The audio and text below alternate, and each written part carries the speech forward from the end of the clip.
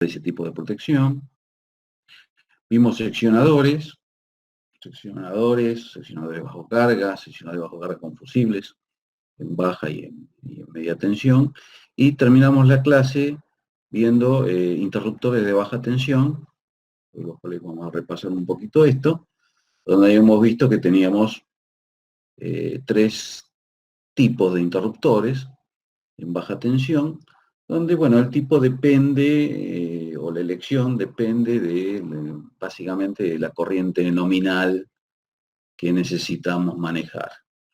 Entonces, ya habíamos visto los interruptores de bastidor o interruptor abierto, que tenían este aspecto, con un comando indirecto, vamos a decir, con una palanca para carga de resorte y un par de botones para la apertura y el cierre, con un bloque de protecciones más o menos sofisticado, pero incorporado al interruptor.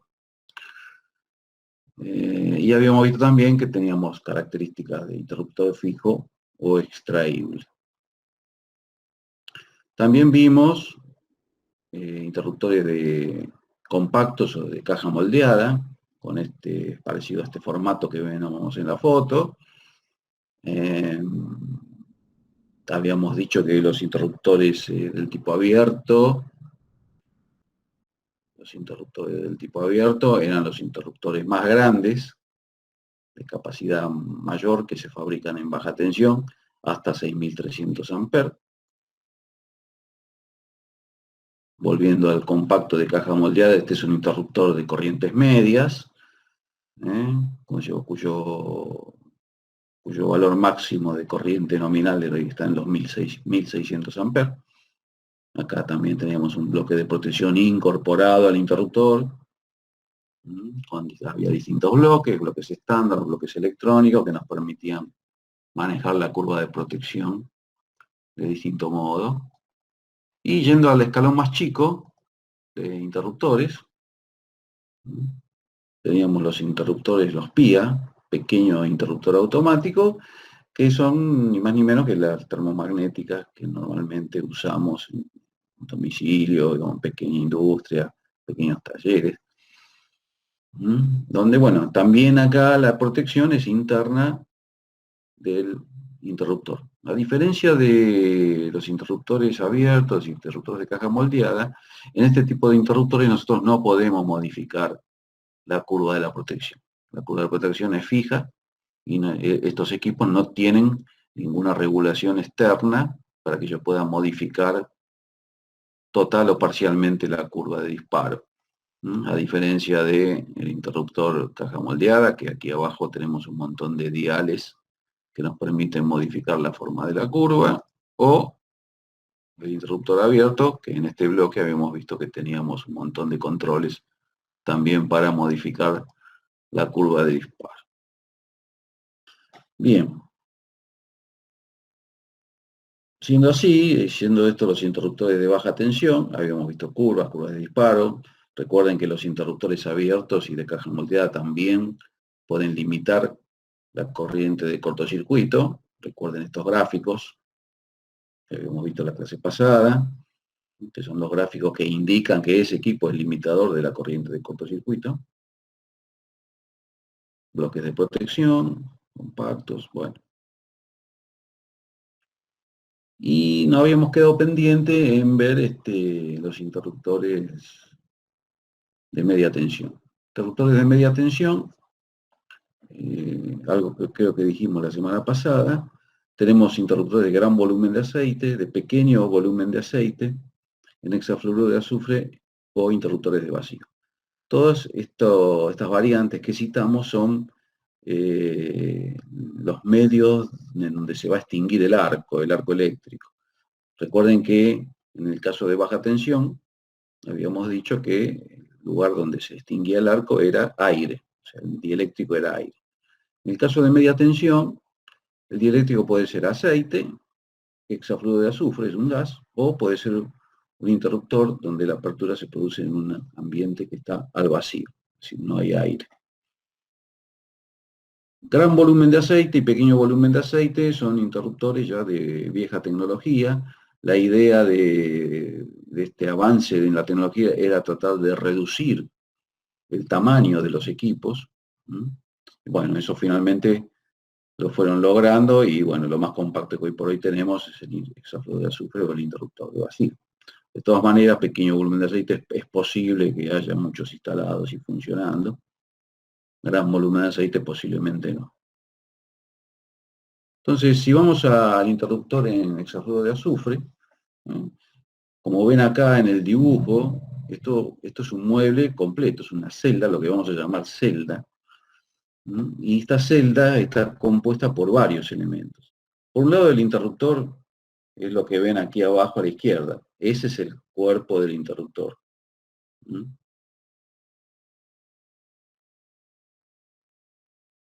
Como ven, están las tres fases y acá abajo tenemos el accionamiento, que es parecido al interruptor abierto de baja tensión. Tiene una manija para cargar resorte y botones para abrir y cerrar. Esta celda en particular está, además del interruptor de media tensión, está asociada a un seccionador bajo carga, aquí arriba.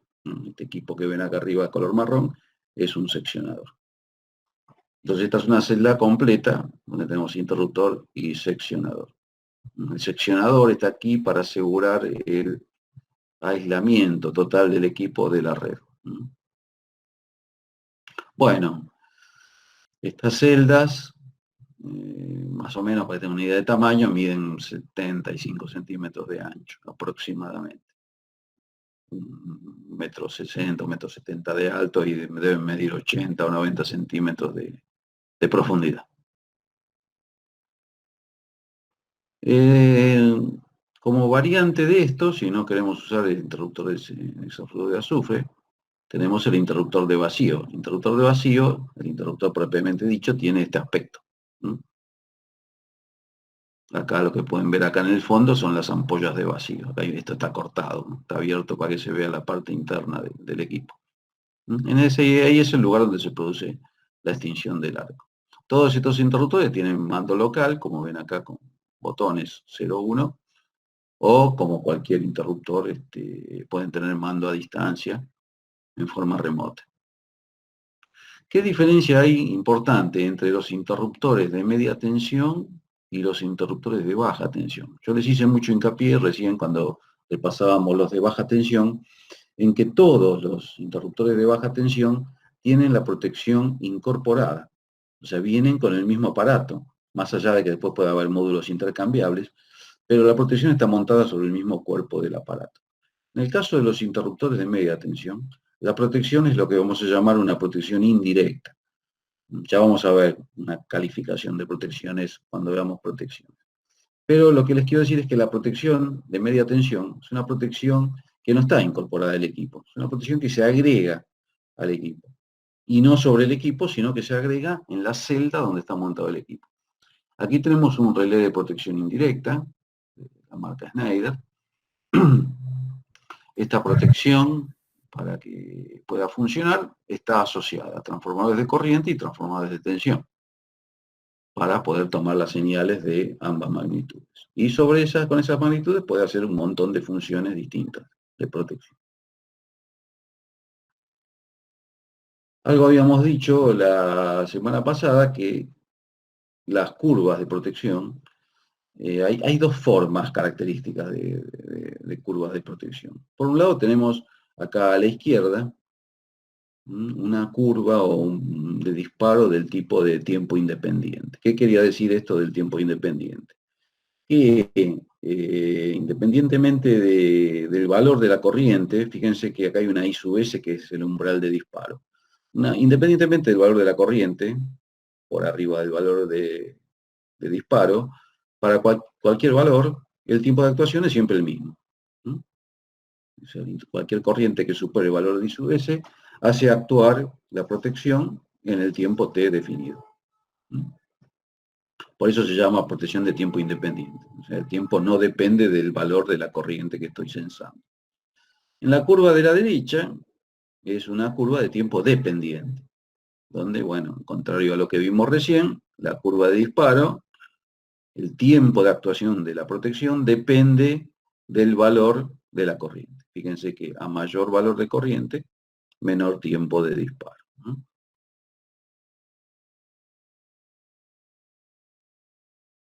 Las protecciones del tipo indirecta, como la que vimos recién, vienen con una serie de curvas ya programadas internas al aparato. Y en general tienen familias de curvas. Acá yo dibujé tres familias o tres tipos de curva. Curva extremadamente inversa, curva muy inversa y inverso estándar o normalmente inverso. Cuanto más inversa es la curva, más inclinada o más vertical es la curva.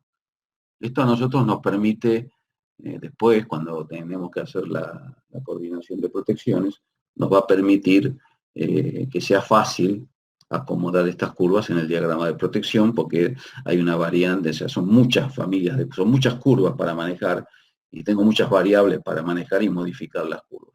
Cada una de estas familias, extremadamente inversa, muy inversa, normalmente inversa, se componen además de 10, 15 o 20 curvas más. Ahora vamos a ver algo seguramente. Las curvas están normalizadas. Hay una norma IEC, si no recuerdo mal, es la 6955, creo que es. Es una norma que define la forma de esas curvas. Y en general, esas curvas están relacionadas con fórmulas. Acá vemos, a la izquierda vemos la fórmula de las que son del tipo inversa. Y como ven en esta fórmula hay algunos coeficientes y la norma fija cuánto valen esos coeficientes. Acá hay más familias todavía. Inverso estándar, muy inverso, inverso de largo tiempo, extremadamente inverso y ultra inversa. O sea, que hay 5 familias más de curvas. Después hay una curva RI, que es una ecuación de una curva del tipo escalón, de este tipo. Entonces estas protecciones vienen con todas esas curvas ya incorporadas. Entonces nuestro trabajo es elegir qué tipo de curva. Ahora me parece, perdón, hay alguien que creo que quiere entrar. El trabajo consiste, cuando trabajamos con estas protecciones, en elegir qué tipo de curva es la que mejor se adapta a nuestra coordinación de protección. Y tendremos que ver cómo regulamos esas curvas para que encaje dentro del gráfico de coordinación. Esto, no vamos a hacer mucho hincapié acá en esto ahora, simplemente sepan que las curvas que aportan este tipo de protecciones tienen en general este formato o este en realidad, y que son muchas y que responden a una norma IEC que define una fórmula y dentro de esa fórmula los coeficientes que responden o que intervienen dentro de esta fórmula. Importante destacar que no importa la marca de la protección, cualquier protección que esté basada en esta norma, todas tienen el mismo tipo de curva. Todas responden a estas familias de curva. Bien. Bueno, vamos tal vez a la parte importante de aparataje. Después vamos a seguir viendo otros aparatos, pero vamos a hacer un impasse aquí y vamos a entrar en cómo elijo yo mi equipo de maniobra y de protección. En principio, todos los equipos de maniobra y protección tienen una serie de características eléctricas, ¿no? Características eléctricas que son valores que el fabricante del equipo nos garantiza.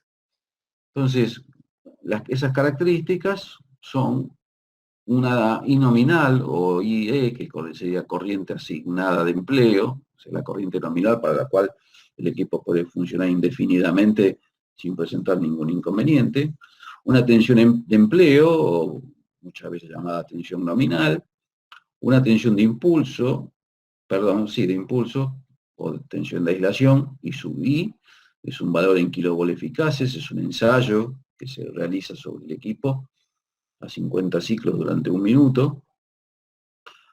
Tensión de impulso, también es un ensayo que se realiza sobre el equipo es un valor en kilovolt pico y se hace con una onda con un frente de 1,2/50. Esto lo habrán visto seguramente en otras materias, la onda de choque que simula o intenta simular lo que sería una descarga del tipo atmosférica. Y después tenemos una serie de corrientes, que es tal vez donde tenemos que prestar más atención al momento de la selección. El fabricante nos va a dar datos de corriente breve efectiva térmica, kiloamperes eficaces, y la designación es ICW, un poder de cierre, normalmente en kiloamper pico, designación ICM, una capacidad de corte en servicio, referida a las corrientes de falla, ICS, corte en servicio, y una capacidad de corte última, ICU, referida también a las corrientes de falla. Finalmente, también va a tener una frecuencia nominal asignada a ese equipo. O sea, el fabricante nos va a decir, bueno, este equipo va a funcionar bien para estos valores de frecuencia, no para cualquier valor de frecuencia. Entonces, ¿por qué es importante esto? Porque nosotros vamos a trabajar con estos valores y nos vamos a apoyar en lo que nos dice el fabricante para garantizar que nuestro proyecto y nuestros equipos van a poder tolerar las condiciones de servicio que estamos previendo en nuestra instalación. Por eso esto es muy importante, que sepamos manejar estos valores de corriente. Ahora vamos a ver qué hacemos con estos valores. Con respecto a la corriente de corte en servicio y la corriente de corte última, son dos capacidades distintas de corte que tienen que ver con situaciones de funcionamiento. Capacidad de corte última es la capacidad de corte que tiene el equipo ante una apertura. O sea, viene una falla, el equipo abre y se acabó la historia. La corriente de la capacidad de corte en servicio está asociada a una maniobra que es de apertura y cierre con un determinado tiempo entre cada una de esas aperturas. Eso está definido también en el catálogo de los fabricantes. Generalmente la ICS, la capacidad de corte de servicio, es menor que la capacidad de corte última por un tema de esfuerzo térmico. Nosotros, para dimensionar, nos vamos a quedar con la corriente de corte última. Entonces, ¿qué valores deberíamos nosotros observar cuando vamos a elegir alguno de estos equipos? Bueno, yo opté acá por elegir seccionadores e interruptores, que son los equipos más frecuentes que nosotros vamos a tener que dimensionar en la instalación eléctrica. Entonces, si se trata de seccionadores, recuerden que nosotros teníamos el seccionador puro, aquel que sirve solamente para aislar una parte del circuito, pero que opera sin carga. El seccionador bajo carga, que además de aislar parte del circuito puede operar o abrir hasta su corriente nominal. Y el seccionador bajo carga con fusibles, que es un equipo usado en media tensión, básicamente, asociado a fusibles. Pero ahora vamos a ver que la condición o la protección contra el cortocircuito no está dada por el seccionador en sí, sino que está dada por los fusibles. Entonces, cuando nosotros vamos a elegir uno de estos equipos, tendríamos que observar tensión de empleo, tensión de aislación, tensión de impulso, corriente de empleo, o sea, corriente nominal, breve efectiva térmica o térmica de corta duración, poder de cierre, el poder de cierre, fíjense que en el seccionador de aislación no vamos a analizar este valor porque este es un equipo que no está preparado ni para abrir ni para cerrar corrientes, ninguna corriente. En el caso del seccionador bajo carga o bajo carga con fusibles, sí debemos observar el poder de cierre. Esto creo que algo ya dijimos y debe haber un dato del fabricante donde nos diga el poder de cierre de esos equipos, que es una corriente en valor pico. Y creo que algo comentamos, pero bueno, esto es así porque estos equipos seccionadores, al poder cerrar un circuito con carga, nadie nos exime que cuando cerremos el circuito esté una parte del circuito en cortocircuito y entonces el equipo tenga que tener la capacidad de soportar esa corriente al cierre, no a la apertura, al cierre. Entonces estos equipos, secciones bajo carga, en general no, siempre tienen un valor de poder de cierre, un valor de corriente de poder de cierre.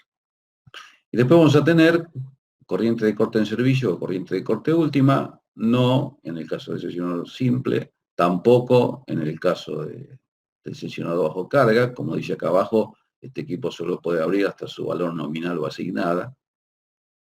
Y en el caso del seccionador bajo carga con fusibles, acá dice sí, pero en realidad el sí tiene que ver con la acción previa de los fusibles. No vamos a encontrar en un catálogo de seccionador bajo carga con fusibles un valor de corriente de apertura o corriente de corte en servicio o corte último. Y a frecuencia nominal sí, en todos los casos. En el caso de los interruptores, bueno, es todo sí. El interruptor es el equipo que puede maniobrar cualquier tipo de corriente. Entonces aquí sí vamos a tener corriente de breve duración, poder de cierre, poder de apertura. Estas tres corrientes van a estar presentes en los catálogos de los interruptores. Entonces, ¿cuál es nuestra misión cuando vayamos a elegir los aparatos? Bueno, por un lado, vamos a tener los valores calculados o datos. O sea, estos son valores que ustedes van a calcular en el cálculo de cortocircuito. Y además hay algunos valores que tienen que ver con el lugar donde estamos instalando el equipo, como la tensión de empleo, por ejemplo. Entonces, los valores de datos calculados van a ser la tensión de empleo, la tensión de aislación, la tensión del ensayo de impulso, tensión de impulso, la corriente nominal, o la corriente acá más que nominal sería la corriente de la carga, la corriente breve efectiva térmica, que sale del cálculo de cortocircuito, lo mismo pasa con la corriente de choque, con la corriente de apertura, y la frecuencia nominal también va a ser un dato que nosotros vamos a disponer. ¿Qué hacemos con todos estos valores? Bueno, todos estos valores nosotros tenemos que agarrar y compararlos con los datos garantizados por el fabricante. Entonces, bueno, las tensiones, obviamente, todos los valores que nosotros miremos acá, como datos garantizados, tienen que ser mayores a los valores que surgen del cálculo. Con eso estamos seguros de que nuestro equipo va a soportar cualquier condición que nosotros hayamos previsto en nuestra instalación. Yendo al caso puntual de las corrientes, bueno, la corriente nominal tendrá que ser mayor que la corriente de la carga. La corriente de breve duración de los equipos habrá que compararla con la corriente breve efectiva térmica. El poder de cierre que nos garantiza el fabricante tendremos que compararlo con la corriente de choque. La corriente de corte en servicio de corte última, ya dijimos que nos quedamos con la de corte última, vamos a tener que compararla con la corriente de apertura que salió del cálculo, y bueno, y la frecuencia es la misma. Entonces, nosotros una vez que hayamos calculado todas estas corrientes en el cálculo de cortocircuito, vamos a elegir los aparatos, mirando lo que nos dice el fabricante y viendo que los valores que el fabricante nos garantiza sean superiores a los valores que arrojó el cálculo. Entonces, cuando uno hace un proyecto de una instalación eléctrica, en general hay que hacer una planilla como esta, que contiene todos estos datos. Contiene los valores datos o calculados y contiene los valores garantizados. También es bastante común que en licitaciones nos pidan este dato, nos pidan los datos garantizados de los equipos que nosotros estamos proponiendo para el proyecto. Entonces está bueno o es conveniente que por cada equipo hagamos una planilla de valores de datos o calculados y datos garantizados, así, en dos columnas y uno al lado del otro, de manera tal que podamos observar rápidamente que el equipo o los datos garantizados del equipo satisfacen las necesidades que tiene nuestro proyecto. Bueno, recuerden esto, y esto que es tal vez un poco la conclusión importante en cuanto a la selección de equipos. Después, cuando vayamos a comprar el equipo, además de esas características que son del tipo eléctrico, vamos a tener que incluir seguramente un montón de datos adicionales que tienen que ver con condiciones de funcionamiento distintas. Por ejemplo, tipo de comando, si el equipo tiene comando manual, si tiene un comando motorizado, si tiene un mando rotativo o no, contactos auxiliares, todos los interruptores que hemos visto y seccionadores también, se pueden incorporar contactos auxiliares, normal abiertos o normal cerrados, para que esos contactos después nos sirvan para hacer un panel de señalización, un panel de alarma, hacer accionar otros equipos relacionados con el estado del que estamos controlando. Sobre esos contactos auxiliares tendremos que indicar qué valores de tensión vamos a manejar con esos contactos y qué valores de corriente vamos a manejar también con los contactos auxiliares. Si los equipos tienen bobina de apertura y cierre, bobina de apertura y cierre es un elemento auxiliar que se incorpora a los interruptores para poder hacer un comando a distancia del equipo. Entonces, si el equipo tiene bobina de apertura y cierre, yo puedo tener el equipo lejos de donde mi centro de control, y a través de un sistema de botoneras o lo que fuera, yo puedo abrir y cerrar el interruptor a distancia. Para eso, lo único que tenemos que definir cuál es la tensión de comando de esas bobinas. Pueden tener bobina de cero tensión. La bobina de cero tensión es una bobina de protección que incorporan algunos equipos y que lo que hace esta bobina es que cuando la tensión baja por debajo de un determinado umbral de tensión, produce la apertura del equipo. Tipo de conexión, si la conexión va a ser posterior, anterior, si es fijo, si es extraíble. ¿Qué tipo de protección necesitamos? Si es una protección del tipo termomagnética convencional o es una protección tipo electrónica. En el caso de media tensión, tendremos que especificar también qué tipo de aislante queremos utilizar, si es CP6 o la tecnología de vacío. Bueno, estos son todos datos complementarios que el proyectista eléctrico va a tener que agregar al pedido de los equipos, más allá de la verificación de los valores garantizados. Ustedes están trabajando sobre unifilares que tienen muchos interruptores y muchos de esos equipos tienen lógicas de funcionamiento, y entonces para que esas lógicas funcionen correctamente, seguramente se van a vincular con un PLC, y bueno, para poder lograr que todo ese conjunto se comunique y funcione, seguramente van a necesitar muchas de estas cosas que estamos mencionando acá.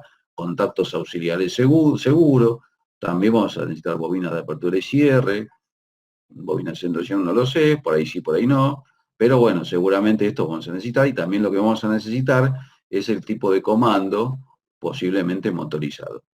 Comando motorizado significa que el equipo se puede manejar en forma remota a través de un comando motor, así se llama. ¿Y qué hace el comando motor? El comando motor lo que hace es cargar los resortes. O sea, la maniobra manual que nosotros hacíamos con la palanca que está en el frente del equipo, en vez de hacerla en forma manual, hay un motor que se ocupa de esa tarea.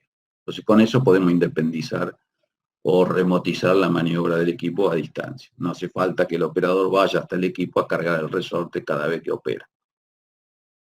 Otros datos a tener en cuenta, bueno, temperatura de servicio o ambiente, este también hay que observar en el catálogo de los fabricantes qué dicen al respecto. Factores de agrupamiento en tableros, hay factores a tener en cuenta. Hoy por hoy, si son un pequeño interruptor automático o interruptores compactos, esos interruptores suelen instalarse uno al lado del otro, o sea, en envolventes bastante compactas o cerradas. Entonces los fabricantes suelen darnos algunos coeficientes para desclasificar la capacidad de los interruptores en función del agrupamiento que tengamos de esos equipos. Entonces, atención con esto, porque ustedes habrán visto seguramente en muchos tableros de termomagnética donde están una al ladito de la otra, y bueno, eso es ese tipo de montaje que no está mal, pero hay que ver qué dice el fabricante con respecto a estos factores de agrupamiento, porque muchas veces resulta que una térmica que está pensada para una corriente nominal de 20 amperes, por un tema de agrupamiento, termina siendo útil hasta 16. Bueno, y finalmente la altura con respecto al nivel del mar. Esto es importante, sobre todo en los equipos de baja tensión, porque tiene que ver con el poder dieléctrico del aire. Profe, ¿a qué se refiere con agrupamiento? Agrupamiento es cuando tenemos los interruptores montados uno al lado del otro, o muchas filas en vertical, porque es un problema térmico en general. Usted pone todos esos interruptores adentro de un tablero y ahí se genera una temperatura y una carga térmica que puede llegar a afectar el funcionamiento normal de esos equipos. Entonces los fabricantes le dan este dato. Dice, bueno, si usted lo va a montar de tal modo, parecido a lo de los cables, si usted lo va a montar de tal modo, bájele la corriente nominal de este equipo, bájela a un 80%. ¿Mm? Perfecto. Es un problema de disipación térmica. ¿Qué es lo que produce calor, profesor, ahí? El mismo funcionamiento del aparato. ¿Qué pasa? Usted tiene usted, imagínenselo un poquito así, usted tiene una térmica solita, la pone adentro de un tablero, esa térmica está rodeada de aire, una temperatura, que va a tener una temperatura. Si la térmica está sola, la corriente que circula por la térmica genera calor. Entonces, eso va a generar un ambiente alrededor de la térmica de determinadas condiciones. Si usted empieza a poner a esa térmica, le pone dos térmicas, una de cada lado, usted está dificultando la disipación de calor de ese equipo. Entonces ahí es donde empieza a presentar, no digo inconveniente, pero se empieza a hacer más difícil la evacuación térmica de ese equipo. Entonces ahí es donde empieza a clasificar el tema de la corriente nominal del equipo. ¿Sí?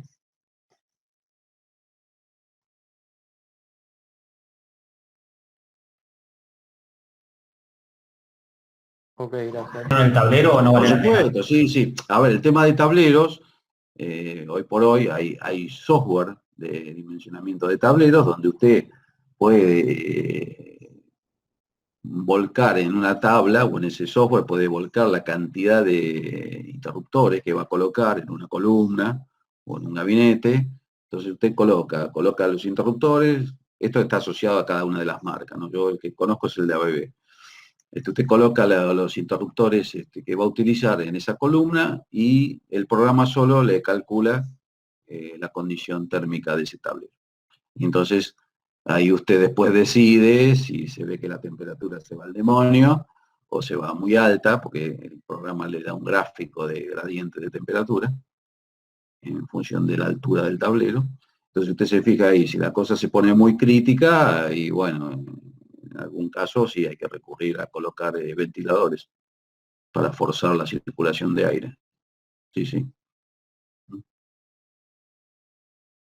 Una especie de resumen de digamos, de las marcas más importantes que tenemos en el mercado, para que más o menos tengamos una idea de cómo se llaman. Esto puede haber variado un poquito, pero tengamos una idea de cómo se llaman y qué rango de corrientes manejan estos equipos. En general los rangos de corrientes son parecidos, dependiendo más que nada del tipo de interruptor. Entonces, fíjense que acá a la izquierda tenemos pequeños interruptores automáticos, los termomagnéticos línea DIN. Después tenemos en celeste los interruptores de caja moldeada o compactos, y finalmente tenemos los interruptores abiertos o de bastidor. Entonces, si nos vamos a cada una de las marcas, Schneider Electric, sus pequeños interruptores automáticos, acá figura Multi 9, hoy por hoy se llama Acti 9, la línea de interruptores pequeños termomagnéticos de Schneider. Y el rango de corrientes, más o menos de medio ampere hasta 125. ABB lo llama ProM a esa serie de equipos, y también de 0,5 a 63, hoy esto ya se ha extendido y también llega a los 125 amperes. Siemens, la denominación Siemens es distinta, no tiene un nombre, sino que empieza con números y letras, es 5S y siguen las letras. Y también de 0,3 a 125 amperes. General Electric, línea DIN, no tiene un nombre específico para esos interruptores, de 0,5 a 125 amperes. Y Eaton Moeller, bueno, ya hoy es Eaton. Moeller era una marca alemana muy buena, finalmente Eaton terminó comprando la marca. X-Pol, así es la denominación de los pequeños interruptores automáticos, y también de 0,16 a 125 amperes de corrientes nominales. En cuanto a las corrientes de corte último, esto más o menos es igual para todos.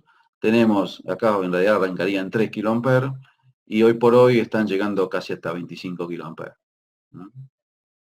de poder de corte último para esta gama de interruptores. Si pasamos a la gama media, los interruptores de caja moldeada, bueno, lo mismo. Schneider Electric son Compact NSX o NS, así se llaman sus modelos de este tipo de equipos. Para BB son T-Max, para Siemens son Centron 3BL, para General Electric son Record Plus, y para Eaton Modeler los identificaron letras LZM o NZM. Rangos de corrientes, bueno, alrededor de 100 amperes y valor máximo 1600 amperes. Dependiendo de la marca, algunos bajan un poco más la corriente nominal, pero fíjense que todos llegan hasta 1600. Corriente de corte último, bueno, arrancando en 15, en 25. Hoy hay una línea de Schneider que arranca en 18 kilómetros, pasando por 25 y así van subiendo con escalones. Hay de 35, hay de 70 kA y llegan algunos hasta 150 kA. En general lo que están en la gama superior, los de corrientes más altas. Finalmente, tenemos los interruptores abiertos o de bastidor.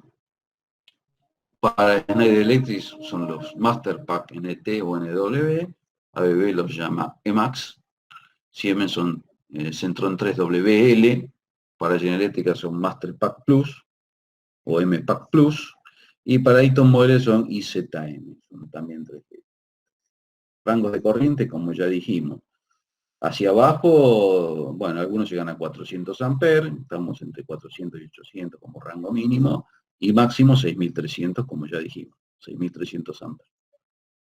En cuanto al poder de corte último, bueno, entre 42 y 150 kiloamperes de poder de corte. Este es más o menos el panorama, hoy por hoy, de los interruptores de baja tensión. Bueno, quise hacer este resumen como para que tengan una ayuda cuando vayan a mirar los catálogos para, bueno, poder unificar modelos, básicamente. Pero los equipos son la misma cosa, más allá de los nombres, las prestaciones son similares. Bueno, vamos a ver un poquito de lo que es aparataje para motores. La maniobra y protección de un motor debe reunir algunas características. Esto está definido por una norma IEC, la 6947, que ya la mencionamos, tiene un capítulo especial que tiene que ver con equipo o paramenta para motores. Entonces, esa norma nos dice que una salida motor, que sería desde un tablero hasta la alimentación del motor, una salida a un motor debe cumplir con 5 condiciones. Estas 5 condiciones son: la primera, un seccionamiento, o sea, tenemos que tener algún equipo en esa salida que asegure la separación del motor de la red de distribución eléctrica que lo alimenta. Tenemos que tener una protección contra cortocircuitos, o sea, tenemos que tener algún tipo de protección que proteja al motor contra corrientes de cortocircuito. Para el caso de los motores se considera que una corriente de cortocircuito es cuando estamos en 10 veces la corriente nominal del motor. Tenemos que tener una función de comando o conmutación. Esto es lo que hace que el motor arranque o pare, o sea, el control del motor. Como dice acá, es el establecimiento de la marcha y la parada. Tenemos que tener una protección contra sobrecargas. Para el caso de los motores, así como dijimos que el cortocircuito es de 10 veces corriente nominal, si la corriente de sobrecarga es menor a 10 veces la corriente nominal, dentro de ese rango vamos a considerar que es una sobrecarga. Entonces necesitamos una protección específica para esa condición de funcionamiento.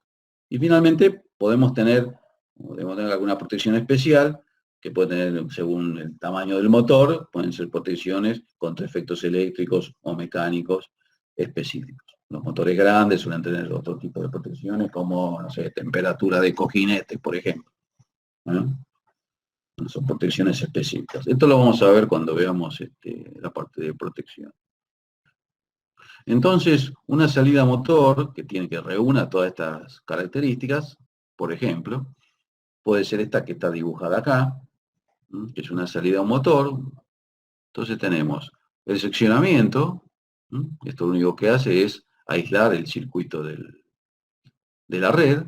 Protección contra cortocircuito, para corrientes mayores a 10 veces la corriente nominal, en este caso sería un fusible.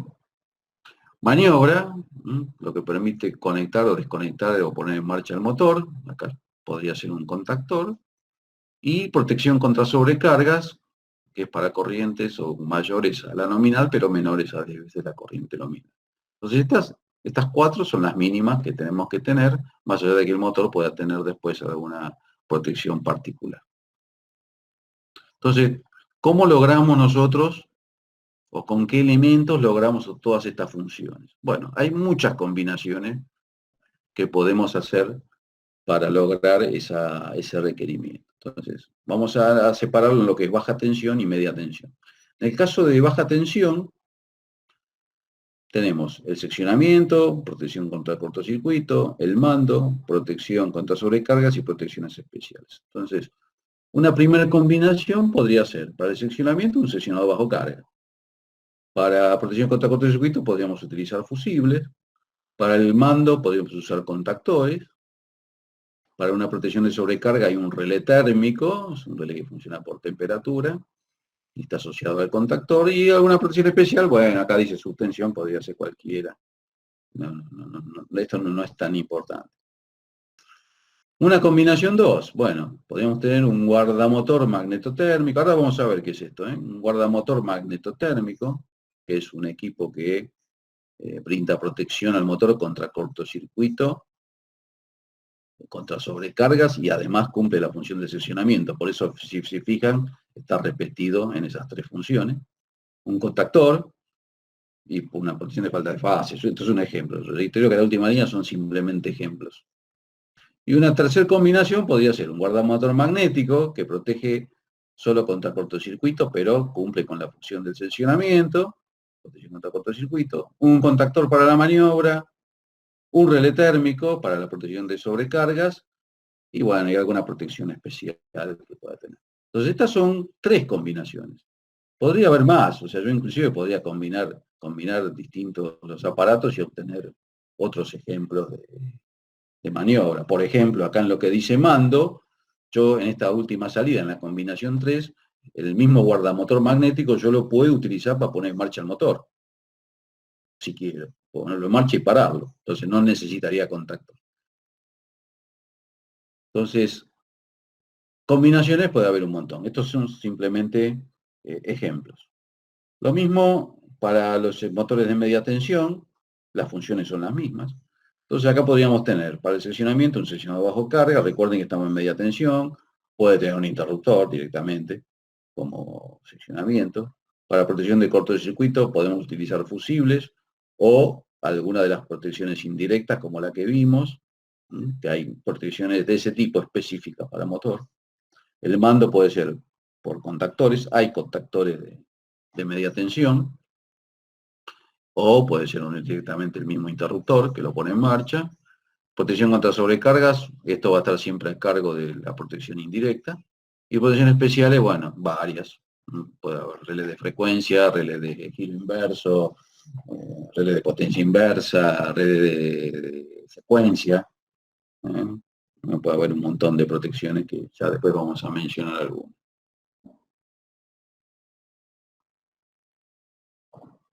Entonces, nosotros dijimos, dentro de los componentes de una salida motor, todas estas cosas. Contactores, relé térmico, guardamotores magnéticos, fusibles, guardamotores magnetotérmicos, seccionadores portafusibles con fusibles. Todos estos elementos. Entonces vamos a ver un poquito así rápidamente, por lo menos para que vean qué aspecto tienen. Y vamos a los guardamotores. Guardamotores son equipos como estos que ven acá, que lo que pueden ver acá, en el primero de la izquierda, tiene 2 botones, uno rojo y uno negro. Estos 2 botones me permiten a mí conectar y desconectar el motor. O una variante es el que se ve inmediatamente al lado, que en vez de tener botones, tiene una perilla rotativa de 2 posiciones. ¿Qué tienen los guardamotores? Los guardamotores, como dijimos acá, pueden ser magnéticos o magnetotérmicos. Que sean guardamotores magnéticos quiere decir que tienen incorporada una protección contra cortocircuito, con una curva de disparo como la que vimos de tiempo independiente.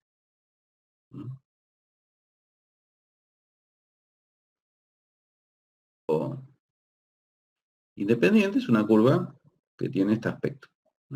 Es como un escaloncito.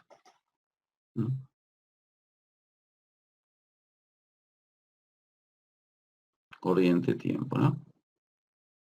Entonces es una función de este tipo. Esta es una curva de disparo característica de una protección del tipo magnética. Pero puede ser que el guardamotor sea magnetotérmico. Entonces, en ese caso, esta curva de disparo va a ser combinación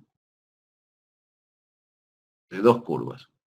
Una curva de tiempo dependiente, que va a ser la encargada de proteger al motor contra sobrecarga, y una curva, como la que vimos recién, de tiempo independiente, que es la que da protección contra cortocircuito. Entonces, los guardamotores pueden venir o con esta protección sola o con las dos. Esto es una elección que nosotros vamos a hacer cuando hagamos el proyecto. Desde el punto de vista funcional, es lo mismo. Entonces, volviendo al tema de los guardamotores, acá vemos cómo son estos guardamotores. Ya dijimos que tienen dos botoneras o perilla rotativa para poder poner en marcha o detener el motor. Y lo que ven acá, a ver si hay una foto con más detalle, no, lo que ven acá son unos diales que tiene el guardamotor, que es para ajustar el umbral de disparo de la protección térmica, o sea, la protección independiente, o sea, dónde arranca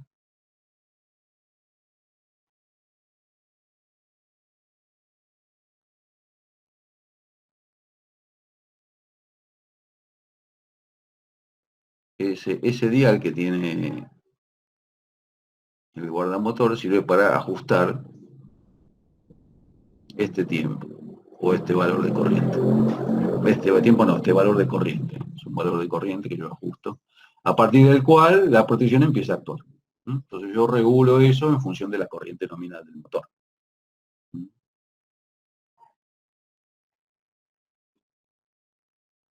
Bien. Esto es bastante habitual, son muy comunes, son muy compactos. Esto tiene más o menos el tamaño de una térmica. Son tripolares. ¿Cuál es la desventaja de este tipo de equipo? La desventaja de este equipo es que el mando del equipo es solamente local. O sea, yo tengo que estar frente al equipo para poder accionarlo. O sea, para poner en marcha y detener el motor, tengo que estar ahí al lado del equipo para poder ponerlo en marcha. Si yo necesito hacer un mando a distancia, porque tengo un gran centro de control en otro lugar, y los motores están lejos y los tableros están lejos, este tipo de control no me sirve para la maniobra a distancia. ¿Me sirve como función de protección y seccionamiento? Sí. O sea, yo lo pongo en el tablero, tengo la protección, lo conecto y para que yo pueda lograr el mando a distancia, le tengo que agregar un contactor. Y ahora después vamos a ver qué es. Bueno, acá hay guardamotores, estos son más grandes que los anteriores, pero fíjense que se parecen mucho a un interruptor compacto. El formato es prácticamente igual. Y bueno, también tienen la protección incluida, donde acá abajo tienen la regulación de ese umbral de disparo que comentábamos recién.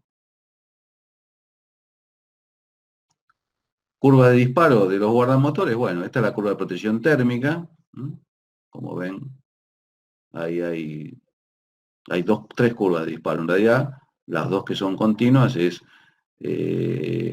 una falla trifásica desde estado frío, o sea, el motor recién está arrancando. El 2, bueno, se para una falla si el motor se queda en dos fases. Y el 3 es después de un periodo largo de funcionamiento, es decir, si el motor ya estuvo andando un rato, la curva que corresponde es la curva 3. Entonces, cuando veamos protecciones ya vamos a ver que vamos a tener en cuenta estas dos curvas, fría y caliente, así se llaman, para hacer la regulación de la coordinación de las protecciones. Van a ser dos estados distintos. Vamos a considerar el estado caliente del motor, donde la protección va a tener que actuar más rápido porque el motor está caliente, o la condición fría, que cuando el motor arranca, que ahí podemos darle un poco más de margen porque el motor todavía está frío. Y si es un motor, un magnetotérmico, bueno, acá está la curva completa. Las curvas de la protección térmica y la curva de protección magnética. Un dato interesante de los guardamotores es que también son limitadores de la corriente de cortocircuito. Aparece, fíjense, cuando vean los catálogos van a ver que aparece en estos gráficos, y estos equipos también tienen algún poder de limitación de la corriente de cortocircuito, que es una característica interesante a tener en cuenta. Contactores de baja tensión. Bueno, acá ven una foto donde hay una serie de contactores, de los más chiquitos hasta los más grandes, de contactores en baja tensión. Creo que todos saben que es un contactor. El contactor es un equipo que tiene un núcleo magnético con una bobina.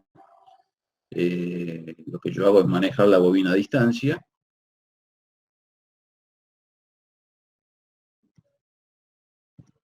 Las llaves de las interruptores termomagnéticos también.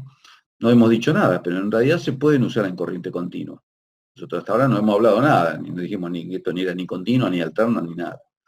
En general, el uso es en corriente alterna, pero hay muchas aplicaciones que funcionan en corriente continua. Entonces, cuando les toca, el equipo es el mismo, o sea, no hay diferencia en cuanto a la característica constructiva de los interruptores, o que sea de corriente alterna o de corriente continua. Lo que cambia es la prestación. Entonces, hay que consultar en esos casos, dado información técnica del fabricante, para ver ese equipo cómo se comporta en corriente continua. Y muchas veces inclusive le recomiendan un tipo de montaje o de conexionado particular cuando se usa en corriente continua, donde extinguir el arco es un poco más complicado. Bueno, pero en ese caso no hay protecciones. Sí, sí. Respecto a un motor que es trifásico, donde está alimentado por 3 fases, RST, no tiene neutro, ¿lleva disyuntor? Porque yo una vuelta puse un disyuntor a un motor en estas condiciones, y después, bueno, cuando voy a probar el botón de prueba no saltaba, y lo que tuve que hacer fue puentear, o sea, puse un disyuntor tetrapolar, donde me quedaba un borde libre porque no tenía neutro. Entonces, arriba tuve que puentear una de las fases donde iría el conductor, el neutro, y ahí recién me saltó el botón de prueba. Pero no sé si de por sí va esta protección para los motores en estas condiciones. Una falla de tipo, para que lo detecte, una protección diferencial. La protección diferencial trabaja por suma de corrientes. Suma las 3 fases y compara la resultante con la corriente que está circulando por el neutro. En un caso de un motor, en teoría, le estaría dando, la suma de las 3 fases le está dando 0, o sea que no compara con nada, o sea que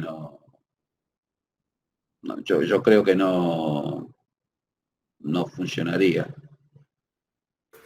Está bien, sí, puede gracias. funcionar en el caso que... no, ¿y contra qué compara? Porque en realidad, no sé, habría que estudiarlo un poquito. La Tierra, bueno, si tiene una falla Tierra, sí, claro, sí. Sí.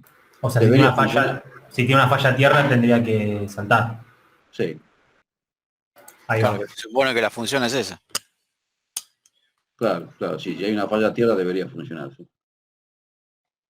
El contactor es un equipo que tiene una bobina con un núcleo de hierro, y bueno, lo que hacemos cuando excitamos esa bobina, el contactor se pega, ese núcleo se pega y cierra los contactos, o los abre cuando lo desenergizamos. Es el principio de funcionamiento de un contactor. Al tener ese principio de funcionamiento nos permite a nosotros llevarnos la maniobra a donde nosotros queramos. Lo único que necesitamos es llevar la tensión auxiliar a donde sea, y con un par de botoneras lo conectamos o lo desconectamos. Entonces, es una solución práctica y económica cuando necesitamos hacer un mando a distancia, cosa que no logramos con el guardamotor, como dijimos recién. Entonces, muchas veces se suele poner el guardamotor simplemente para seccionar el circuito y darle protección al motor, y se asocia un contactor para poder hacer la maniobra a distancia. Si la maniobra no es a distancia, dejamos el guardamotor y con eso ya tenemos todas las funciones cubiertas.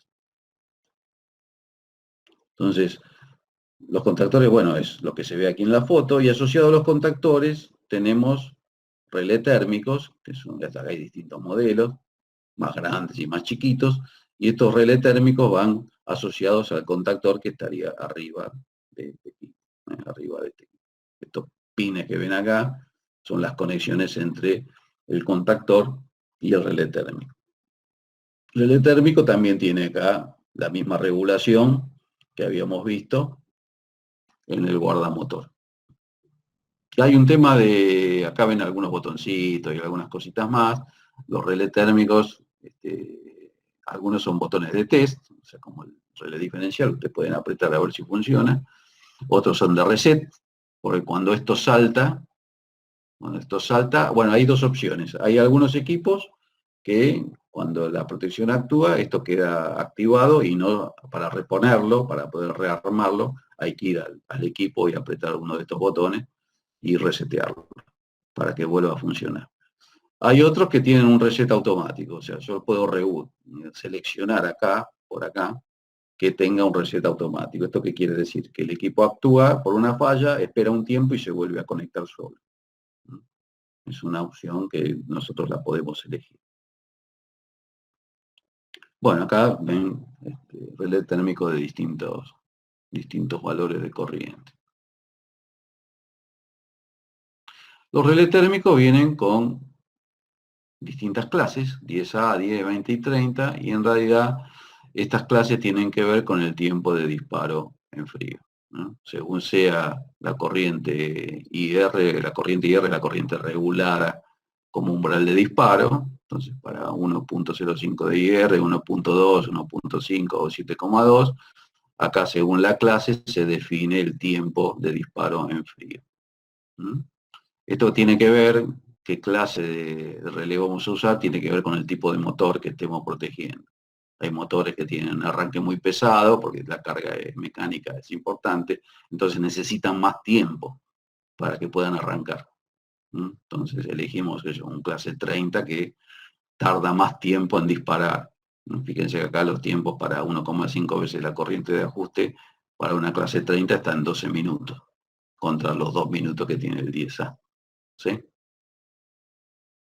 Y también tenemos para una corriente más alta de 7,2 CR. Sí, también el rango de y el tiempo de arranque que necesitamos el motor, podemos elegir acá relés térmicos de distintas características de disparo, ¿no? Para arranque más liviano y para arranque más pesado.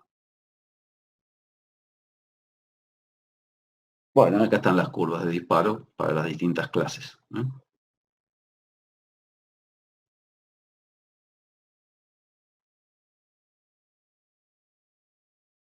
Bueno, si nos vamos a media tensión, vamos a encontrar contactores de media tensión. Estos que vemos acá son contactores en SF6, en el tetrafluoruro de azufre.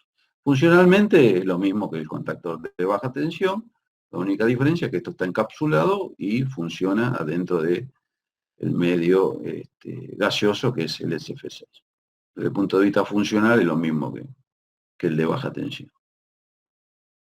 También vamos a ver, hay contactores de vacío, o sea, la misma tecnología que se utiliza para los interruptores, se utiliza para los contactores, ¿no? Hay contactores en SF6 y contactores de vacío. Funcionalmente es lo mismo que el contactor de baja tensión. Y bueno, normalmente los arranques de motores y protección de motores, bueno, se construyen en una celda, similar a la que vimos antes, donde, bueno, en esta celda bueno, está toda la parte de comando y se incorporan los distintos equipos que yo quiera utilizar para la protección y maniobra del motor. Fíjense que acá arriba tenemos la protección indirecta asociada a esta salida.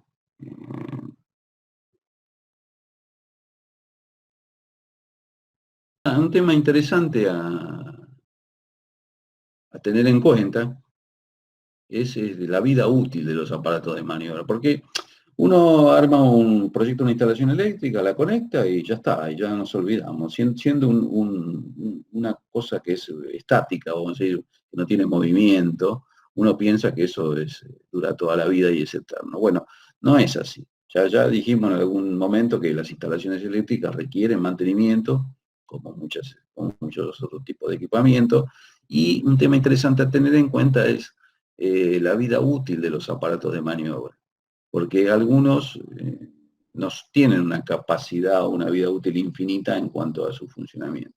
Entonces, para algún tipo de equipo uno debiera ser medianamente prudente en cuanto al uso. Entonces, nosotros tenemos aquí, yo lo separé en baja tensión y media tensión, y hablamos de vida útil mecánica y vida útil eléctrica, que son dos cosas distintas. Y bueno, y los valores que están con flechita es para valores de corriente nominal creciente. Entonces, por ejemplo, para un seccionado bajo carga, de baja tensión, la vida útil mecánica es de 20.000 a 15.000 maniobras en toda su vida útil. Pero fíjense que la maniobra eléctrica son solamente 1.500, ¿no? O sea, es mucho más la mecánica que la eléctrica. El interruptor, los interruptores, también de 25.000 a 12.000 maniobras mecánicas, con un máximo de 60 maniobras por hora, y desde el punto de vista eléctrico también son menores, desde 10.000 a 3.000, con de 30 a 10 maniobras por hora.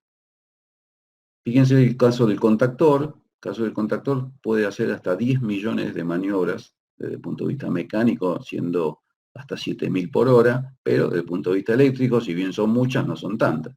Son 1 millón de maniobras y con un máximo de 1.000 por hora. En el caso del guardamotor estamos en 100.000 maniobras mecánicas y 100.000 eléctricas. Fíjense lo que yo les decía también con respecto al mando de un motor. Un guardamotor tenemos alrededor de 100.000 maniobras y un contactor es 1 millón de maniobras. O sea, desde el punto de vista del funcionamiento tenemos que analizar también a veces cuál es el ciclo de funcionamiento del motor que estamos controlando. Porque el contactor tiene mucha más vida útil que el guardamotor. En el caso de media tensión, los seccionados bajo carga, estamos alrededor de 1.000 maniobras mecánicas y 100 maniobras eléctricas, 2 a 3 veces por día. Atento con esto, porque yo, en Monte Grande, por ejemplo, donde yo trabajo, tenemos la salida transformada, es un seccionado bajo carga, con fusibles. Y bueno, y sí, y lo abrimos, y sí, lo abrimos, y lo abrimos, y lo cerramos, y lo abrimos, y lo cerramos. Estas maniobras son maniobras con carga nominal, no son maniobras de fallo. Y bueno, y yo no sé si alguno de esos seccionales ya nos pasamos de las 100. Entonces, obviamente que nadie las cuenta ni nadie lleva un registro de eso, pero deberíamos tener algún tipo de control. Sobre todo en estos que son de duración o de poca cantidad de maniobras. En el caso del interruptor estamos en 10.000 mecánicos y 10.000 eléctricos, con un máximo de 10 por día. Y para los contactores, hablamos de 1 millón de maniobras mecánicas y de 10.000 a 250.000 maniobras del tipo eléctrico.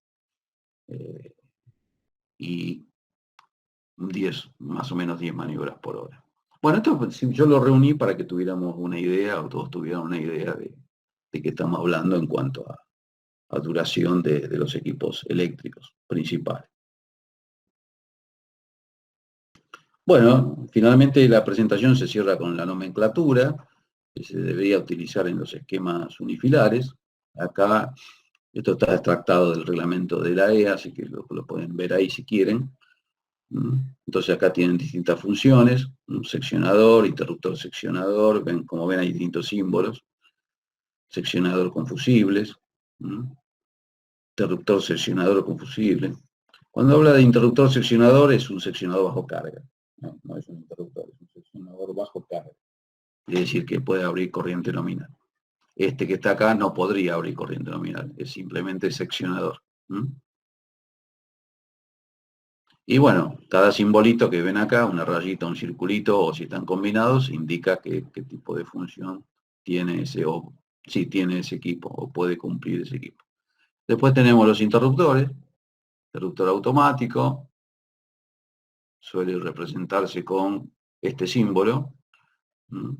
Pequeño interruptor termomagnético, hay varios símbolos de interruptor termomagnético. Este que ven acá, donde estos que ven abajo, este rectangulito y este semicírculo representan las protecciones térmicas y magnéticas, o se suele colocar así, este rectangulito como protección térmica y la flechita que tiene protección magnética. También está el símbolo del interruptor diferencial, que se suele representar de estas dos formas. Fíjense que es sutil acá la diferencia entre uno y otro, es simplemente este palito, ¿no? Esta rayita. Bueno, esa rayita quiere decir que el equipo cumple con la función de seccionamiento o no cumple con la función de seccionamiento. Fíjense que están los dos símbolos, con la rayita y sin la rayita. Fíjense acá arriba que los interruptores automáticos tienen la rayita, quiere decir que también, además de ser interruptor, cumplen con la función de seccionamiento. ¿Sí? Bueno. Profe, pasamos, lo primero, una de las cosas que hicimos fue pasar los transformadores, que estaban conectados del lado de la barra normal. Los pasamos, como hablamos, a la barra de emergencia porque funcionamiento normal, esto va a estar cerrado y va a alimentar todo. Y si le pasa algo a este seccionador, por lo menos no va a caer lo que esté en la barra de emergencia. Después lo mismo hicimos con el de backup, pusimos toda la alimentación a la de emergencia. Y juntamos las cargas no tengo la planilla de carga acá a manos, pero bueno, se acuerda que teníamos... Qué lindo, ¿eh? Teníamos dos transformadores que tenían casi un MVA, Sí. que eran el 3 y el 6, que quedaron acá con su respectivo generador de un MVA, cada uno individual. Y después teníamos 4 trafos que los agrupamos a 2, digamos, para llegar más o menos a 800, también a la misma cantidad. Así podíamos poner 4 generadores de un MVA. Entonces agrupamos el 1 y el 4 con un generador para las dos barras. Perfecto. Y el 2 con el 5, con un generador también para las dos barras de La emergencia. distribución de cargas quedó más o menos pareja ahora. Sí, ahora abro si quiere la planilla de cargas, pero sí, quedó bastante pareja. Bien. Entonces creo que el trafo que más cargado quedó, que no pudimos separar las cargas, digamos, había quedado en 920, creo, 910, y el otro en 700 y pico, ahí estaba la diferencia más grande, pero todos quedaron por debajo de un MVA con algo de reserva. Hacete un zoom ahí a la barra esa del generador. Ahí, Ahora que ya sabemos que son seccionadores, que son interruptores. Vamos a pensar un poquito eso. Eso es lo que teníamos que pensar. Bueno, claro, El tema de coordinación. con lo que acabamos de ver, tenemos un poco como para razonar un poco esto. Ahí, digamos, lo que no sabemos en principio, todavía no determinamos es, bueno, si eso que tiene horizontalmente el generador son seccionadores o interruptores, ¿no? Entonces, vamos a pensar un poquito cómo funciona esto. Contame un poco, digamos, cómo es la lógica de funcionamiento. Cuándo funciona normal y cuándo funciona en emergencia, ¿cuál es la idea? En funcionamiento normal entraría estaríamos alimentando a través del transformador 2. Sí. Con estos seccionadores. Los dos cerrados. Con este cerrado. No, este cerrado. Ese cerrado. Acá abierto porque abierto. estaría alimentada por el otro trafo. Ok, no hay paralelo. No. Bien. Eso es en funcionamiento normal. Corte de red. Si se corta la red, este seccionador se abriría y alimentaríamos a través de este generador, cerraríamos este interruptor y alimentaríamos a través del generador esta barra y esta barra. Lo mismo de este lado, ¿no? La lógica diría que habría la salida de los interruptores y los acoples de las barras. Como profe. Sí, la salida del trafo. Las dos salidas del trafo se abrirían y también abrirían los acoples para poder cerrar el grupo alimente las barras. Claro, exacto, para alimente solo la emergencia. Así sería. Y también tendría que indisponer el de la barra de bypass. Claro. De los dos lados, para que no ingrese. Ahora... Esa era una de mis dudas, profe, acá. Tiene que tener bajada en los dos, sí por el transformador, ¿no? Porque sería la misma bajada para el transformador como lo hicimos que para el generador. Porque si no el generador podría entrar por uno solo porque esto va a estar cerrado de todas maneras. Bueno, pero ¿y qué pasa si lo cerrás para el caso del trafo? Claro, claro. Ahí sí porque... Ojo, este transformador que tenés de backup, ¿te puede abastecer la carga de los dos transformadores? No, de una, por eso. Por eso, entonces cuando vos pones Entonces está bien que esté de los dos lados. Cuando cerrás un interruptor o seccionador que ustedes definan a la salida ahí, vas a tener que tener seccionada la barra porque si no, Sí. no le va a dar. Pero ¿y por qué no entra en la misma cometida en el mismo punto que el generador? ¿El la misma trafo? potencia. Sí. Sí, hay una sola barra para trafo y generador. No, por eso digo, ¿por qué no hacer... Puede decir que vaya a la barra directamente de Claro, emergencia. en el mismo nodo donde está entrando el generador, ¿por qué no ahí? ¿Acá? Ahí, ¿por qué no? Y porque sí.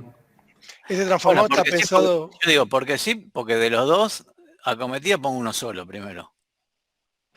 Porque se supone, pienso yo, digamos, claro. es así, pero ¿qué sentido tiene poner dos si con el grupo tiene más o menos la misma potencia que el grupo? ¿O Sí. ustedes piensan alimentar cargas normales también? No, solo emergencia. Porque si es solo emergencia, con un solo aparato puesto entrando ahí donde está el generador, ¿no sería, digamos, más simple la maniobra? Pero, ¿cuál es el concepto de ese bypass? ¿Es para emergencia o para si tenés que sacar algún transformador o se daña algún transformador? Uh-huh. Es por si se daña un transformador y hay que hacer mantenimiento. O también. O sea, por ese transformador 2 le tienen que hacer mantenimiento, cerrarían el interruptor ese o seccionador que tienen ahí y alimentarían esa barra con el transformador de bypass o el generador. Con el transformador de bypass. Hace una cosa, esa es una de las acometidas, moverla y ponerla arriba del generador, y pensémosla. Pero yo lo que pensaba, profe, es que si iríamos eso, después no podríamos, supongamos que para alimentar, ¿no? Esta barra, la de la izquierda, tenemos que meter el trafo, ¿no? Sí. Si llega a pasar algo y necesitamos meter el generador acá, no podríamos porque se metería con el trafo. Bueno, tendrías que tener la necesidad de meter trafo para un lado y trafo para otro, pero ¿en qué situación se daría eso? Que tengas... Que esté en mantenimiento y esté funcionando el de backup y no sé. Sí, es una situación medio rara, ¿no? Sí, bastante. Podría darse, pero tendrías que tener un transformador fuera de servicio. Si vos tenés un transformador fuera de servicio... Si se te corta la red no tendrías el transformador, o sea, ¿en qué situación sería eso? Si entra el generador es porque no tenemos redes. Claro, no tenés red. Sí. Yo lo único que lo veo, Fabián, es complicado a lo mejor con los enclavamientos. Claro, pero si así como está con dos es más complicado todavía. Sí, yo lo que veo que es complicado en la barra del generador, en el hecho de que si él tiene que entrar el grupo y cierra esos acoples y a su vez abre lo del transformador, está bien, le tendría que mandar una señal a que abra ese interruptor o seccionador. Se puede. Sí, digo, planteo, no es que lo quiero imponer, pero lo veo más simple. Vos decís que esos dos acoples que tiene ahí el generador serían pivoteantes. Claro, o uno... Porque si va el transformador 5 que ellos pusieron ahí, tendría que cerrar el de la derecha. Claro. Si va el 2, tiene que cerrar el de la izquierda. Claro. Ahora bien, si se daña el transformador de bypass, tiene que entrar el grupo, abrir los acoples de barra y cerrar los acoples que tiene con las de emergencia. Bueno, pero se tendría que dar que falle el transformador 2 o que esté en mantenimiento el transformador 2 y que después falle el de backup, ¿decís vos? No, que esté exactamente. Bueno, ya está fallando. Pero ahí estaríamos con el generador. Claro, pero ahí cuando entras en el generador, pensé la peor condición, que no creo que se ocurra. Vos tenés el transformador 2 en mantenimiento, el 5 que pusieron ahí trabajando. Entonces vos tendrías el de backup y el 5. Se te tendría que caer el de backup y se te tendría que caer el 5. Esa es la única condición que pase, es que no tengas red. Sí, si no tenés red. Ya está. Entonces, si no tiene red, ahí tiene que tener un enclavamiento que te permita que entre el grupo, cierre los acoples y abra los Exacto. acoples de barra. Claro, que sería la condición normal de funcionamiento del grupo. Exactamente. Y que no te permita volver atrás cuando tenés energía, o sea, la vuelta atrás tendría que tener una lógica para no hacer quilombo. Sí. Sincronizar el grupo con... Pero incluso hasta con está bueno porque vos fíjate que lo que podías hacer es que cuando arranca el grupo, para que el grupo no tome carga, el 100% de la carga, le cerrás primero un acople y después el otro acople, con lo cual el grupo va tomando carga en 2 pasos. Sí, tendrías que ver la necesidad de cada una de las barras de emergencia. Claro, pero hasta... Sí, pero bueno, son un segundo, 2 segundos. Sí, eso sí. Esta Sí, era muy lógico. despareja. Esta era, creo, no sé, creo que acá hay 200 y pico y acá 500. Claro. Eso lo evalué de la semana pasada, Sí, a ver si que quieren, llegaron a 800 y 900 con uno y los otros estaban casi en 1000. Claro, hay que ver, digamos, cuál de las dos es más crítica. Y eh, cerrás primero la más crítica de las dos, si un quirófano. Interruptor. sí. Y simplificaste un poco más la lógica también. Sí, la lógica ya Uno sí. no, uno por barra. Uno por trafo. Sí, No, sí, por yo dos. miré ahí solo, no. Los compartidos, digamos. Los otros es lo mismo porque hay uno solo. Sí, tenés que hacer lo mismo. Sí. A mí eso que está ahí, esas cargas que alimentan de las 2 barras, Eso es la otra, lo otro que habíamos hecho. no me cierra que, o sea, no tiene ¿Cuál? seccionamiento. ¿Ves las 2 cargas que Sí, no salen tiene abajo? seccionamiento. No tiene seccionamiento Sí, eso lo vimos la semana pasada. Sí. ahí abajo. Acá tendría que tener un seccionamiento. Sí. Olvidamos eso.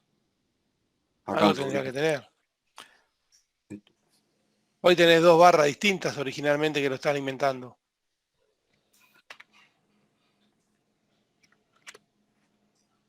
Si se caía alguna, si pasaba algo en la alimentación, eran tableros muy críticos que no podían perder la alimentación nunca. Y si la idea era que estén doble alimentados. En condiciones normales funciona un interruptor cerrado y el acople abierto y alimenta las 3 cargas. Sí, Así si pasa es. algo acá, se alimentaría por el otro trafo para que esto no se pierda. Y cierra la Sí, en realidad, por ahí te convendría dibujar 2 barritas paralelas y cada barra alimentada de uno de los dos, de cada trafo, ¿no? Como dice, profe. Así, digamos, a ver, acércate un poco más. Vos podías tener como 2 barras paralelas de alimentación de los 3 tableritos esos. O sea, de cada tablerito salen 2 linitas. Sí. Una para una barra 1 y otra para la otra barra 2. La barra 1 toma de un lado y la barra 2 toma del otro. Y tiene dentro una conmutación, cada tablerito dentro una conmutación, me imagino. O la conmutación la pones afuera. O sea, así que está como muy esquemático, no funcional. Yo lo veo que cuando entra el grupo, si entra el grupo, tiene que también tener una lógica en ese seccionador ahí abajo, porque si no queda alimentado de dos lados. Sí, bueno, está bien, pero es por eso digo, quizás ellos lo pensaron como para que la lógica esté dentro de los tableros. Esas alimentaciones son alternativas, es decir, toman de un lado o del otro los 3 tableros. Claro, o sea, la idea de esto era, supongamos... Bueno, es un tema de esquema, entonces, como dice Claro. Fabián, esa llave que ustedes dibujaron en el medio, en realidad sería una conmutación. Claro.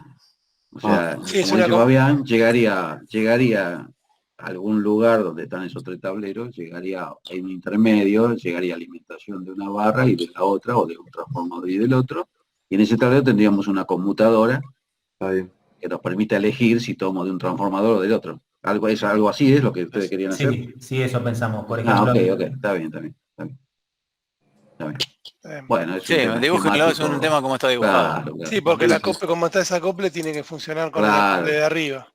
Esto hay que ponerlo acá y llegar desde acá y desde acá. Exacto, pónganlo en el medio de los dos y ahí. Y un selector, claro. Claro, como un selector, una computadora. Sí.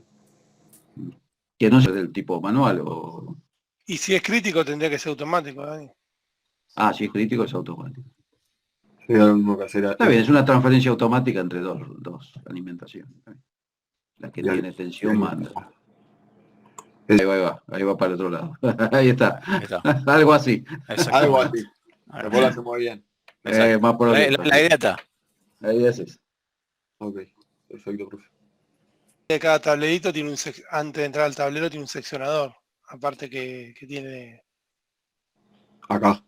No, abajo, donde tenés el tablerito, entre la barra y tenés un interruptor. Acá Ok. estás seleccionando la barra de los tres, vas a uno, a la otro. Abajo tenés que tener un interruptor, algo que es la entrada de ese tablero. Si no, lo tenés siempre energizado. Sí, sí. Está bien. Profe, antes era más seguro porque si ahora Pueden tomar de cada una conmutación por cada tablero. Si, tenés- si es muy crítico, la conmutación la tenés por tablero. Está bien. Bueno, Empiezo con uno como ejemplo y los demás sectores se hicieron de la misma forma. Acá, el subsuelo. Nosotros tenemos los seccionales, que serían cada uno de estos tableros, los indicamos acá como coordenadas. Ahora, estos seccionales están divididos, perdón, estos subseccionales, que quedan coordenadas, están divididos en seccionales. Por ejemplo, acá, los primeros 4 están divididos en este seccional. Entonces, para el subsuelo, en la parte de iluminación y toma vamos a tener 1, 2, 3, 4 seccionales. En la parte de fuerza motriz, acá tenemos los subseccionales y vamos a tener 1, 2, 3 seccionales. Acá las coordenadas que lo usamos para poder hacerlo en AutoCAD. Vamos a tener un tablero general para iluminación y tomas y vamos a tener otro tablero general para fuerza motriz. Ese fue el criterio que fuimos tomando a la hora de hacer el plano. O sea, yo tengo tablero principal, tablero O sea, seccional y tablero sí. subseccional. Así Usted es. ubicaba las coordenadas de los 3 tableros. Sí. Acá tenemos el tablero general, está en verde, y acá el tablero general, en este caso, de iluminación y tomas. ¿A dónde me va a ir? A cada seccional. Y los seccionales están en amarillo. Entonces yo vengo por acá con la cañería y el criterio que se trató de tomar es, o sea, yo tengo acá el tablero seccional 1, no cruzarlo directamente todo por el medio, respetando el camino por el pasillo. Si el día de mañana tenemos que hacer un trabajo de mantenimiento, es más fácil venir y trabajar en el pasillo que trabajar en la sala de máquinas, por ejemplo. Ahora, pará, yo del tablero principal, ¿a cuál voy? Del tablero principal, Que está en el o sea, subsuelo. del tablero, o sea, nosotros pusimos tableros generales en cada sector. Vamos de mayor a menor. El Sí. tablero general De está iluminación y tomas. en el general. El general, Ese está en el subsuelo, ¿no? sí. Bien. De ahí voy a salir con no sé cuántos cables para cada seccional, o lo llamaron principal. No, para el general. ¿Y Los generales son por piso. Son por piso. hay un general de tomas y iluminación y un general de fuerza motriz. De fuerza motriz. Está bien, o sea, no pusieron uno por cada acometida, porque tienen 2 acometidas. Yo pensé que iban a subir por cada vano eléctrico. ¿Usaron un solo vano ustedes? No sé a qué se refiere por El lugar vano. para donde subir la cañería, los cables. El hueco que tenés para que va de planta baja a la terraza. 2 plenos Vos había. tenés 2 plenos eléctricos, uno a la Sí. izquierda y uno a la derecha. Sí. Y entiendo que usaron uno solo ustedes. No, profe, nosotros acá lo que le estamos mostrando y lo que pensamos es la distribución por piso de los No, tableros. no está pensado, Fabián, para subir todavía. Claro, todavía no hicimos la distribución de los transformadores. Pero al si no general. pensaste por eso, ¿cómo hacer la distribución si no pensás cómo vas a subir? Porque si vas a subir usando los 2 plenos, vas a utilizar subiendo un solo pleno. Ahí está pensado como que sube por uno solo. Porque si vos vas a subir por un solo pleno, yo lo que entiendo es si pusieron un solo principal es porque subís por un solo pleno, porque si vas a poner para subir por los 2 plenos, tendrías que poner 2 principales. Pusimos 2 principales. Pero 2 principales de iluminación o un principal de iluminación y otro de fuerza motriz. Así es, uno de iluminación y otro de fuerza motriz. ¿Y sube los 2 por el mismo pleno o sube uno por un pleno y el otro por otro? Podríamos hacer uno y uno. No lo pensamos todavía, pero sí, podríamos ser 1 y 1. ¿Dónde está ubicado el de Porque vos fuerza pensás motriz? Pensá que hay que ver si te conviene, porque tenés los 2 plenos y uno no lo estarías utilizando. O sea, vos pensás que con el cable que vas desde el tablero principal, vas a ir para un lado y después vas a volver para el otro. ¿No? Usted nos dice usar los 2 plenos, tener 2 tableros y así que los cables sean más cortos. Y claro, porque yo, si no recuerdo mal, el tablero principal debe estar más o menos a la mitad, ¿no? En plan subsuelo, Claro. pero más o menos a la mitad. Sí. Entonces me da la sensación que vos vas a subir, primero digamos vas a ir por el subsuelo, por ejemplo, para la derecha. Subiste por el vano eléctrico ese y después te cruzás todo el hospital para la izquierda para ir al otro sector. Cuando vos podrías haber aprovechado los dos vanos eléctricos. Y pero acá no podemos vincularlo, por ejemplo, si yo vengo del general, me voy a un seccional, alimentar el otro seccional con el seccional que está más cerca. ¿Cómo? O sea, si yo acá tengo un tablero general de iluminación y tomas, Sí. vengo a un seccional, ¿no puedo venir al otro seccional por acá y vincularlo? Es un del subseccional. O sea, la denominación debería ser tablero principal. Tablero ya seccional, en cada piso ya es un seccional, ya no es más principal, porque si no tenemos muchos principales. O sea, tablero principal hay uno solo, que es el que está en el subsuelo. O sea, yo voy del transformador al tablero principal. Tablero principal no hay otro, es el tablero principal que está en el subsuelo. Después de ahí salgo y ya voy a uno o más tableros seccionales. Generales, profe. Sí, olvídate la palabra general, seccional. Bueno, este sería un seccional.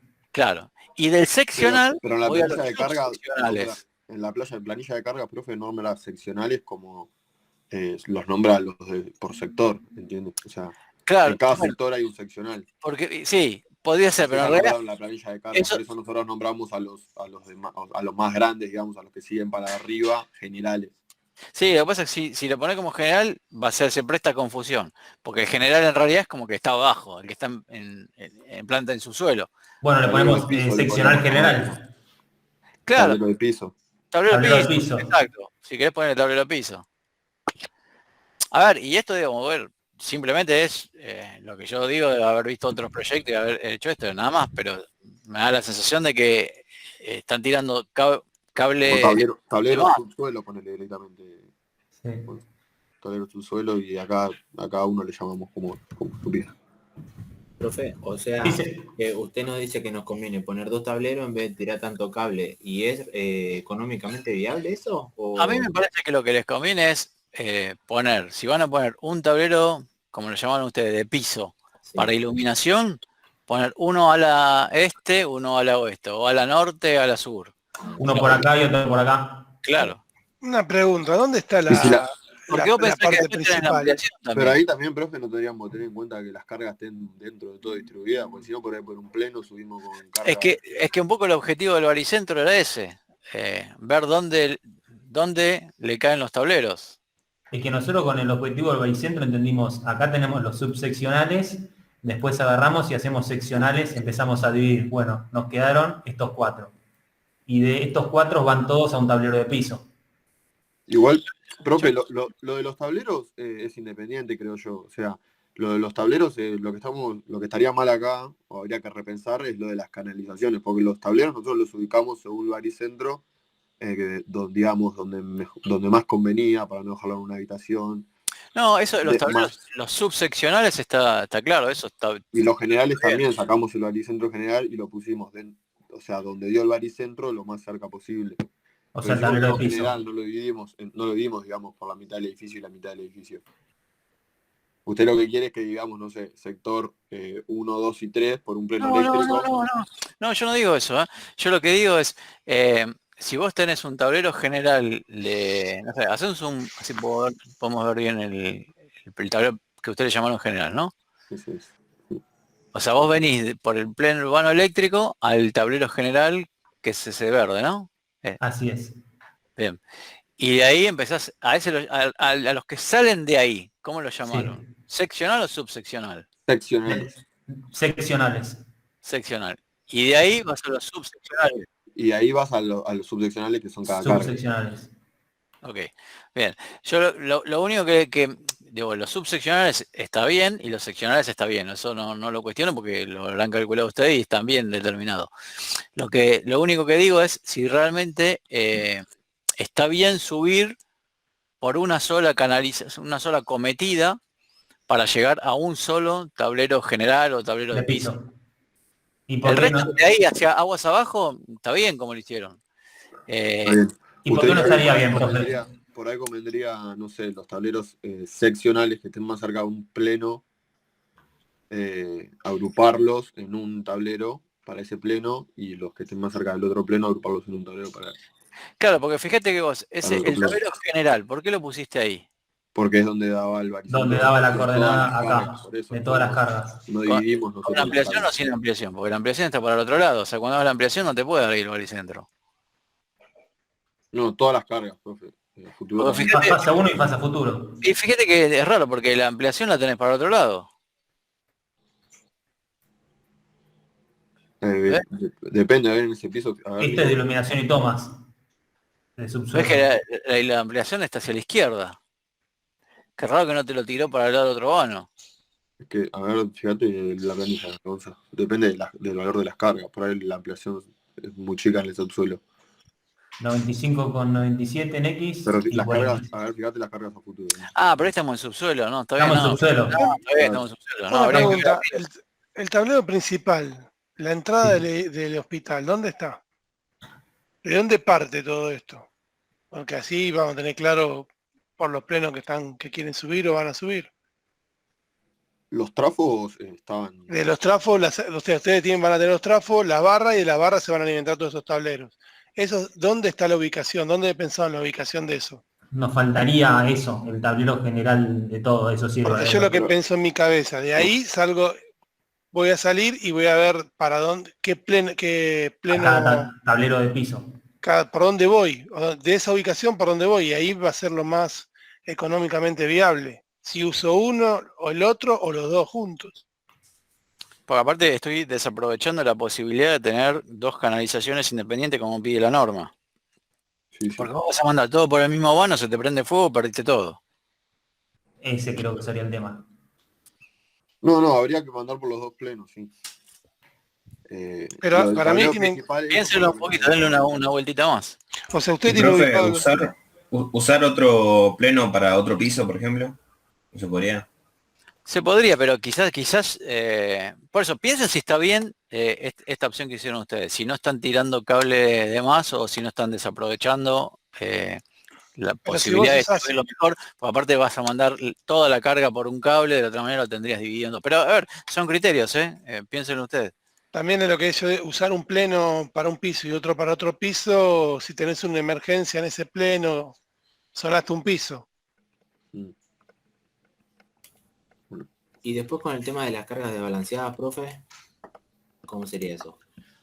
¿En qué sentido? Ponele, si tenés en una mitad tenés mucho más carga que en la otra, no importa porque iría a la misma barra de alimentación. Vos en definitiva vas a sacar un cable del tablero principal. ¿Por qué te quedaría desbalanceada? Claro, está bien, tienes razón. No debería. Lo que tienen que tener en cuenta ahí es no mezclar los circuitos cuando hacen las canalizaciones. El que sube por un pleno y el que sube por el otro. Claro, porque después un circuito de iluminación en un lado y en el otro, y puede ser muy fácil que los terminen combinando en mantenimiento. Sí, hace un corto. No, corto no, decís corté y cuando fue a hacer mantenimiento no cortó nada. Está bien, Se quedó pegado ahí. Claro, nosotros lo que habíamos pensado era tener los subseccionales todos acá, después lo dividíamos en seccionales y acá teníamos uno por piso, un tablero total por piso. Hagamos uno por pleno, entonces. Listo. Como dijo Fabián, piénsenlo. Capaz que No, o sea, todo lo que hicimos está mal. No, a ver, si usted dice, no, hago uno, en lugar de hacer todos los pisos, izquierda y derecha, norte, sur, este, oeste, hacen un piso por la izquierda, un piso por la derecha, bueno, es otro criterio. Pero yo lo pensaría también desde el punto de vista ese de vulnerabilidad, ¿no? Aparte plantéenlo, y puede ser que lo que ustedes dicen sea lo cierto y defiéndanlo. Y capaz que lo que estamos diciendo nosotros es una sarta de tontería. Tranquilamente. Pero hagan y defiéndanlo. El pro y las contras de cada cosa. Ok, profe. Ok. Bien. O sea, tomen como las preguntas que le hacemos nosotros, las preguntas que le van a hacer a ustedes el día que presenten un proyecto. Alguien que no entiende nada. Y lo tengan que defender. Estás centralizando todo en uno, con lo cual vas a poner un cable más grande. De otra manera pondrías cable más chico. Y tablero más chico. Y tablero más chico. Con lo cual, si tenés una falla también, perderías la mitad de la instalación. O sea, es para discutirlo. Es para discutirlo. Tendrías el doble de tableros, pero no de equipamiento, porque lo que tenés en un tablero sería la mitad del otro. Está bien. Pero bueno, como dijimos recién, piénsenlo, evalúenlo y si lo que dijeron ustedes está bien, para ustedes correcto, defiéndanlo. Nada más. Está bueno. Hacemos paso 1, paso 2 y el paso 3 de la verificación por corto, en los grandes lo podemos hacer con la cuenta aproximada, porque ya sabemos más o menos con la potencia del transformador, asumiendo potencia infinita de la red, podemos tener una estimación. Y después calculamos cortocircuito con la preselección de cable que hicimos y si hubiese que recalcular, recalculamos. En general, cuando el cable verifica por corriente nominal y por caída de tensión, muy difícil que no verifique el cortocircuito. Son excepciones, digamos, que haya que recalcular. ¿Está bien? Por eso nosotros en alguna época hacíamos al revés, o sea, primero calculamos corte y después cable y después, bueno, cambiamos el orden y lo hacemos de esta manera. Primero hacemos cable y después cortocircuito. ¿Por qué? Porque rara vez hay que recalcular el cable. ¿Está bien? Ok, perfecto. El paso 3 vendría a ser como una iteración entre los dos. Claro. Bueno, muchas